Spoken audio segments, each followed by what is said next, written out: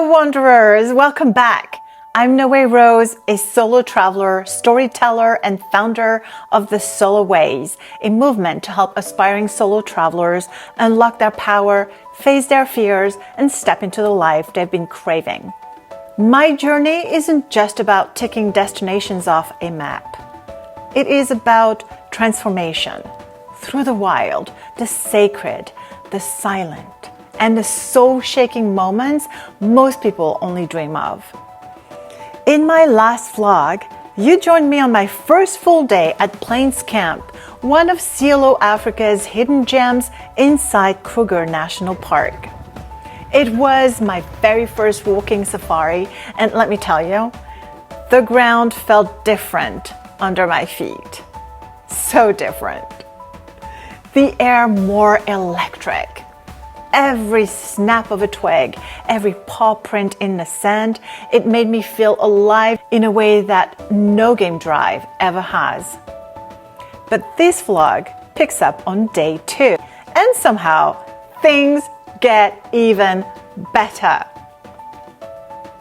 Plains Camp is not just a place where you go for a safari. It's a portal. Nestled in the private concession within Kruger National Park, it is Cielo Africa's glamping love letter to adventure seekers like me and you. Canvas tents that whisper luxury, a fire pit where stories and stars are shared, a waterhole where wildlife waltzes in like it owns the place. And quite frankly, they do own the place.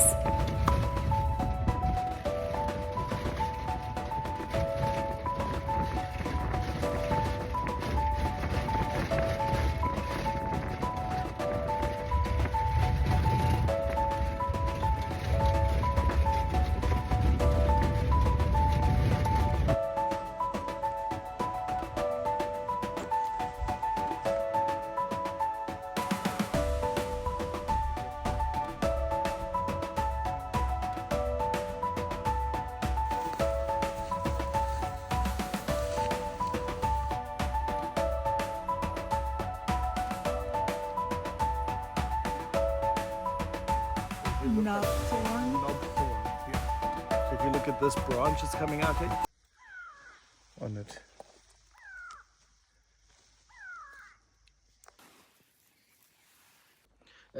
Buffalo tongue, yes, it's working exactly. Yeah, we'll learn about the magic worry just now. Yeah, so and why it's called the magic worry. Yeah, so I don't know your culture, but my culture, this one, even all the trees, this one, I know.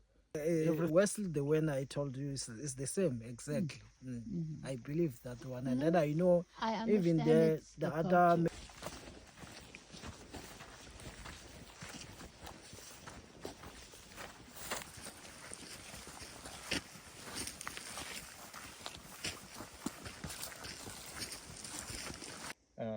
This is where all the nutrients are, the high value stuff. Grass becomes dead, becomes a little bit worthless to them, so they look for their energy somewhere else. That's why in the wintertime you'll see their dung becomes very red, and in the summertime it turns almost black, dark green, because of the grass that's growing, and they're back onto grass. So what they'll do, you can see the tusk marks here. They stick their tusk into it and pull it off, and then they just chew on it and then discard it sometimes, or they'll swallow it a bit. This then obviously exposing the heartwood of the tree. What will happen now is water will get in here, borer beetles will get in here, termites, all that sort of thing, and they'll rot this tree from the inside. What they'll do in a couple of years, the elephant will walk past here again, realizing this tree is much weaker now because the marula has such an extensive root system and a deep, strong root system. They will then push here and snap the tree in half. Boom. Very, very easily to bring the food down to where they want it. There's a lot of controversial talk about elephants, like are there too many, are there not too many? And there's a lot of people saying there are, and not enough people saying there aren't. The real answer to that is we don't know. We don't know how many is too many. We don't know how many the Kruger Park can handle. And even one of the head researchers here says he doesn't believe there is too many. And that being because many years ago they said 7,000 elephants was the number, and that's how many Kruger National Park can hold, and if it ever gets above 9,000, this place will be decimated. And we're sitting with 34,000 elephants now, and this place looks pretty okay to me. Also, elephants are a little bit smarter than we think they are. I mean, if you look in Mozambique, they genetically modified themselves in the last 30 years to stop growing tusks because they were being poached and killed so heavily up in the northern parts of Mozambique, where the war is still going on between the Muslim tribes for the oil. And now you won't find many elephants with tusks up in Mozambique, and it's literally genetically modified themselves. Now you want to tell me an animal that can genetically modify itself that quickly and adapt that fast to their environment is dumb enough to destroy its own food source and overeat itself? I think a little bit different. If you think about a tree in your garden, what always do you struggle to grow underneath your tree?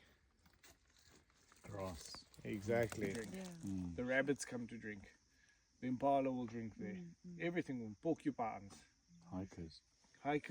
You know, all of a sudden the animal doesn't have to walk 5 kilometers to a river, you know, to the river to go get water, or walk to the lodge where there's a whole bunch of people to drink out of the bird bath. Lack of a better word, keystone animals. If you think of what a keystone is, back in the days when they were building the archways, that center stone that holds everything together. And elephants are that. There are a bunch of other keystone animals, but elephant is one of them. So I've got plenty time for elephants, no matter how much damage they do to a lodge or to roads or to knocking over trees, and we've always got to sort of maintain after them. They do it for a reason, and they're here for a very important part of this ecosystem.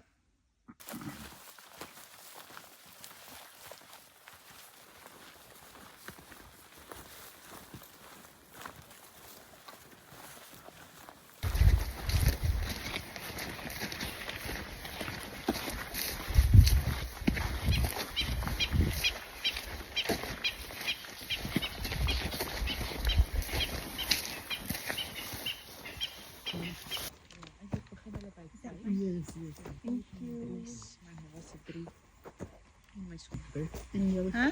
Please don't pack it in your bag today. I'll try not to.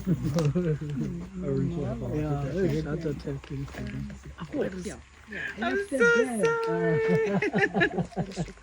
I was gonna, I just forgot. I figure I'll make the load lighter for him. I'll carry my own box. Those bars are actually good. Yeah. Oh my God. I usually don't like bars like these because they tend to be so sweet in the States. But this is nice. And all this jerky is called biltong? Biltong, yeah. And is it beef or? Yeah. The biltong is the beef. The venison biltong is very expensive.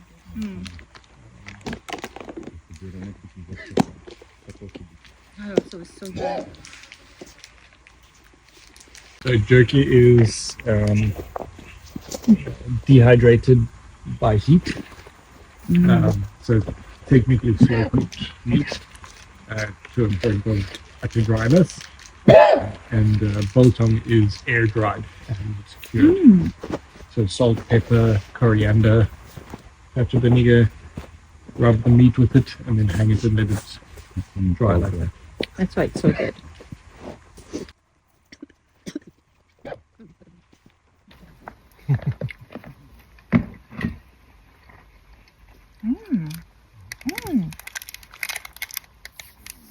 This is so good. You know, bananas are starchy. This is not starchy. You see what I mean? And this is the perfect color. When they get very yellow, they're very sweet. Yeah, and usually when they're this color, it's still a little, it is a little green still. Yeah, yeah. But this is This is perfect. the perfect one. Yeah. And it's also a nice size because when they're big, you know, it's heavy.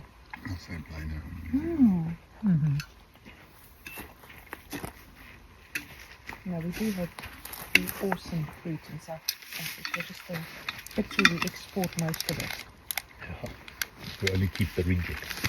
And pineapple, I always say our Maui pineapple are the best. But if you want to have it, you must go. Go to another country to have it.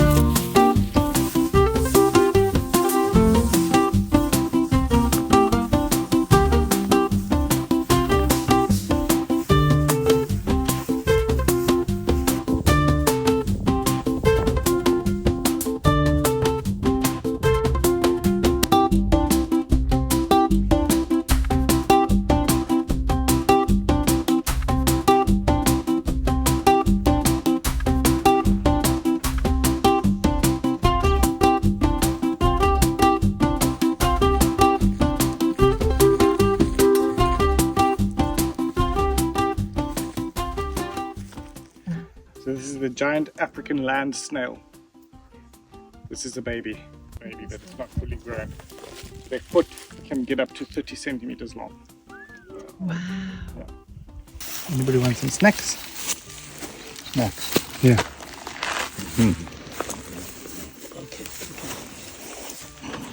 Please, Piggy, please. Thank you. All right.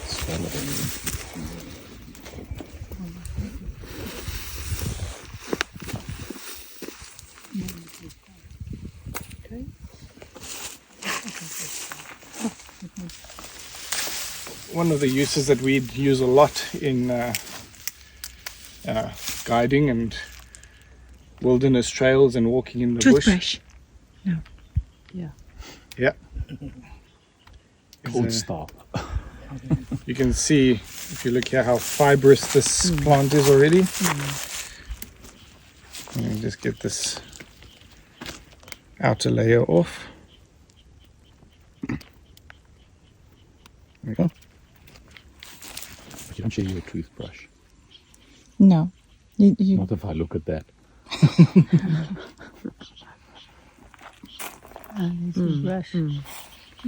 Very fibrous-y. So you can, after we've sat and had some biltong Do some cleaning. and the provitas and things. And what you do is, if you play with this enough and bite it and chew it and everything, it actually becomes pretty soft. You can use it as a paintbrush. wow. Rock paintings and painting pots and things like that. Oh, nice little survival trick. Nature provides toiletries for everyone. And then culturally, this little bush gets its name because if you take the branches and the roots and you crush them, put them in your porridge or use it in a tea, it's believed to give men longer lasting power in bed. Hence the word magic. Okay. It works wonders, especially in Bring the our whole tree. That's why it picked up such a big branch. He wants to take it back. especially now, in the African culture, having many wives, you need a little bit of extra help satisfying them all. Oh my gosh. And this is part of one of those plants that assists to do that. And does that work, Orange? Exactly. Tried and tested. I remember the one guy he left was a German guy. He Wesley trying to speak with that guiding for these three, and then after that he was there at the bush bride, the sleeping out, and then that guy say, Wesley say, "Now I'm going to drive," and then guy stay with me. He said, "No, I can't go. It's the man. You stay together." How when I stay, he said, after 2 hours he came. Say, "Hey man, come here. You must show me that magic." It's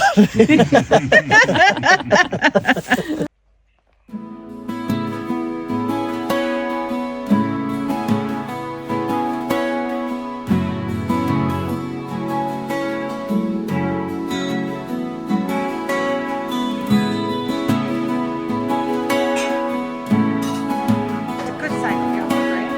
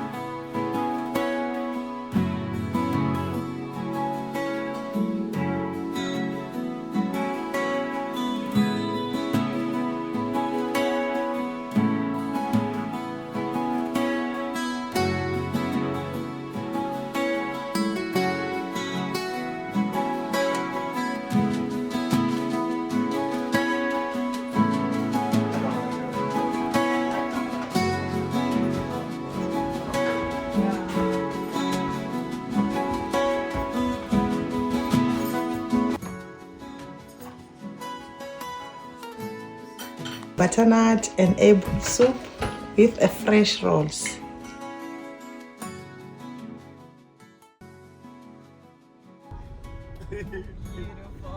Beautiful. Right with the zebras, that's perfect. And then there's the sleep out. I got a sneak peek, just a taste, of what it feels like to be out there in raw wild. No walls, just a raised platform, a sky full of stars, and the lullaby of lions in the distance. You do get to sleep in tents that are see-through, so you can enjoy the vistas. It's see-through from inside out, but they can't see you from outside in. So don't worry, you got privacy. It is the kind of thrill that makes your heart race and your soul whisper, thank you. That night is still ahead, but just being able to stand there, camera in hand, more like drone in hand too, imagining the night to come was enough to send chills down my spine. It's alright, because Lexan is around. Alright, because Lexan is here. Alright.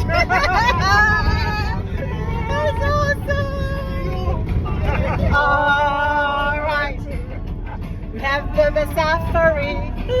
It's Alright. All thanks to Lexan.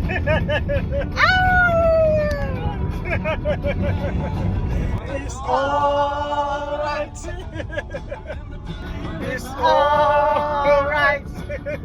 Cause we love Lexan. It's Alright. Cause Lexan's the best. Alright. Happy face. Yeah. Woo! Thank you, brother. Boat ride with jingle bells playing. And it's July. It's Christmas in the middle of July. Christmas in July. Christmas of In July. Rhino Post. With Lexan. Yes. Alright. Alright. Bells. I don't know the words.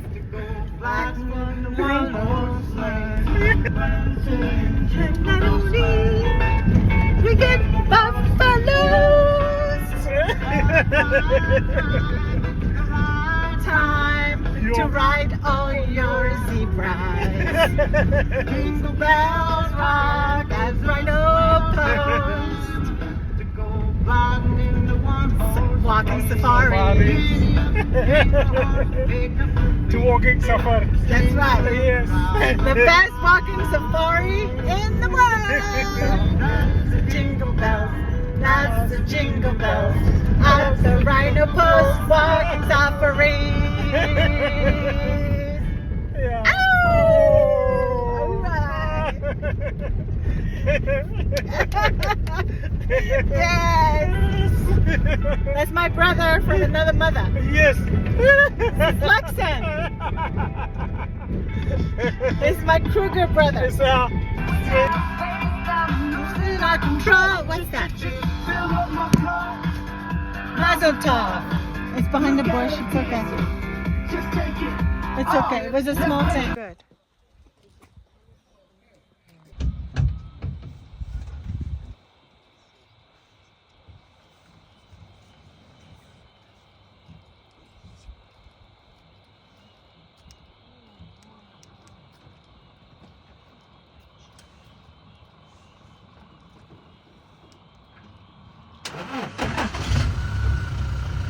That lion's majestic presence was so palpable. The air seemed to still, and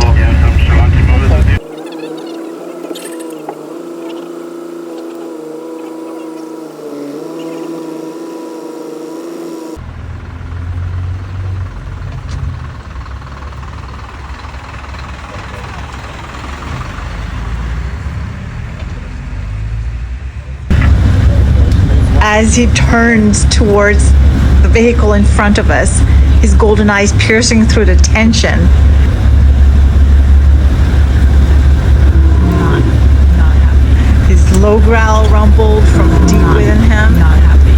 And time momentarily froze. Everybody held their breath as he acknowledged our presence before resuming his steady, powerful stride.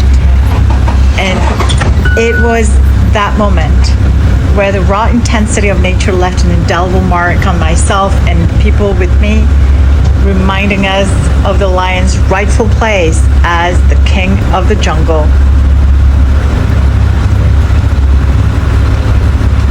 This was such a hair-raising experience, and as we kept following him, I was torn between just wanting to stalk him and why are we following this beast?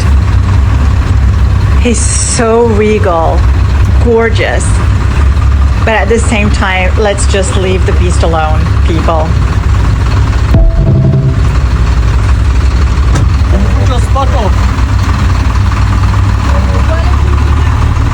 Thank you.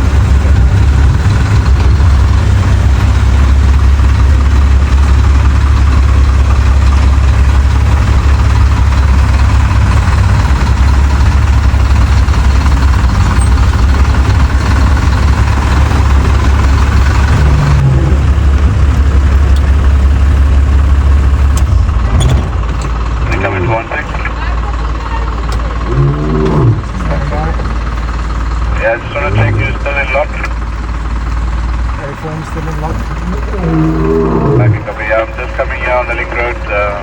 I'm just here by the tip, so that's fine.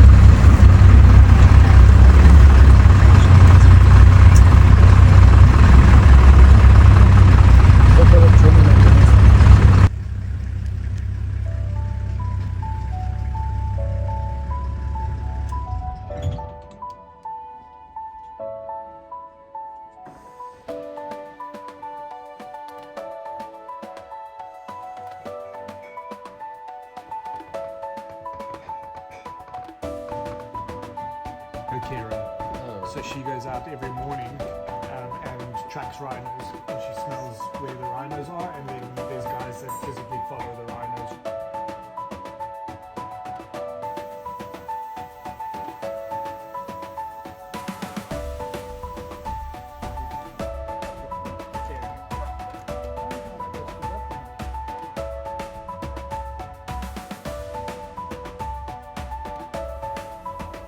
I have to pinch myself sometimes. Like, is this really my life?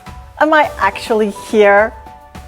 Because for a girl from Tahiti, living on Shelter Island with a dream to see the world and inspire others to do the same, this is a kind of story I only used to write in my journals. But here I am, living it. And if I can do it, you can too. Stick around, because in the next vlog, I'll take you back to the sleep out. One unforgettable night under the stars in Big Cat Country.